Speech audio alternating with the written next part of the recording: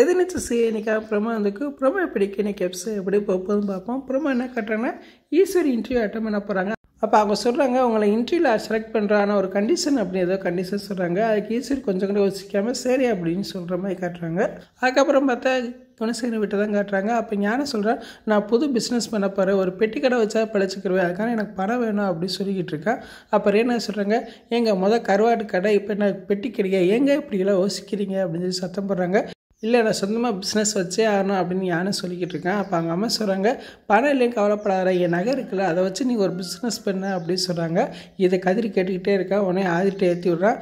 அம்மாவுக்கு ஏதாவது ஒரு பிரச்சனைனா இருக்கிறதே அந்த நகை தான், அதை போய் யார்கிட்ட கொடுத்துட்டா அடுத்து உனக்கு எப்படி கிடைக்கும் அப்படின்னு சொல்லி ஏற்றி விட்றா. உடனே ஆதிரை வந்து அவங்க அம்மாட்ட வாக்குவாதம் பண்ணிகிட்டு இருக்காங்க. ஏமா அந்த நகையெல்லாம் எனக்கு தானே சேரும் அப்படின்னு சொல்கிறாங்க. உடனே அவங்க அம்மா வாயை மூடுறி அப்படின்னு சொல்லி சத்தம் போட்டுட்டு இருக்காங்க. இன்றைக்கி அப்புறமா இப்படி தான் வந்திருக்கு. ஃபுல் வீடியோ பார்த்துட்டு பேசுவோம். இந்த வீடியோ பிடிச்ச வீடியோக்கு லைக் பண்ணுங்கள், மறக்காமல் சப்ஸ்கிரைப் பண்ணுங்கள். தேங்க்யூ.